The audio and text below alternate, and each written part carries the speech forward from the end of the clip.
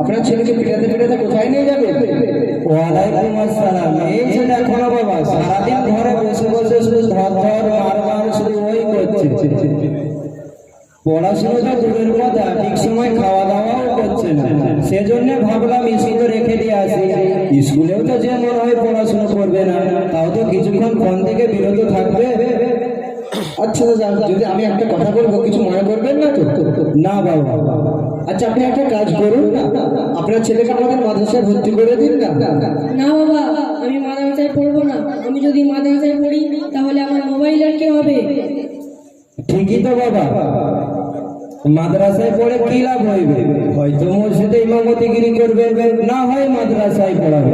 4-5 হাজার টাকা বেতন পাবে, তার সংসার চলবে কিভাবে? সে অথবা আমাদেরকে দেখবে কিভাবে? সেজন্য আমার ছেলে বেকার হয়ে যাবে।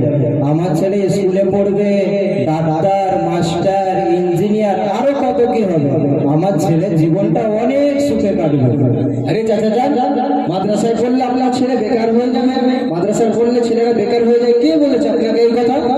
ওই তো আমাদের গ্রামে কত ছেলে মাদ্রাসায় পড়ছে, ওই শুনি কে কি হতে পেরেছে।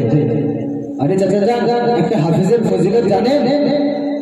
হাদিসের মধ্যে এসেছে, قال رسول الله صلى الله عليه وسلم خيركم من تعلم القرآن وعلمه। রাসূলুল্লাহ সাল্লাল্লাহু আলাইহি ওয়াসাল্লাম বলেছেন, তোমাদের মধ্যে ওই ব্যক্তি সবচেয়ে বেশি উত্তম যে কুরআন শিখে এবং অপরকে শিক্ষা দেয়।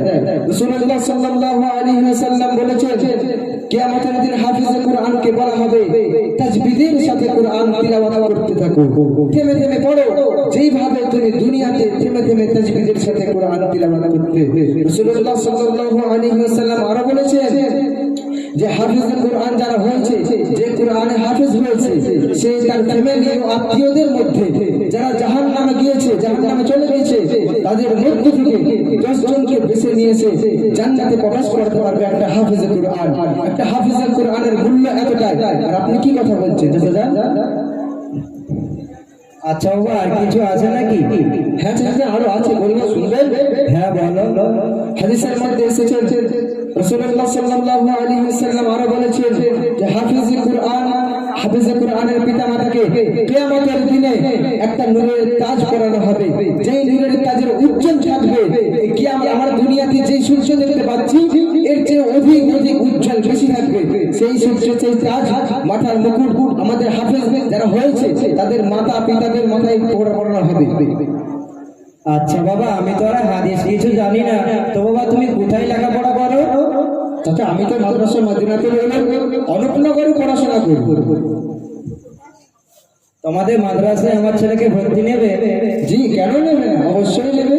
তাহলে চলো তোমাদের মাদ্রাসায় আমার ছেলেকে ভর্তি করে দিয়ে আসি।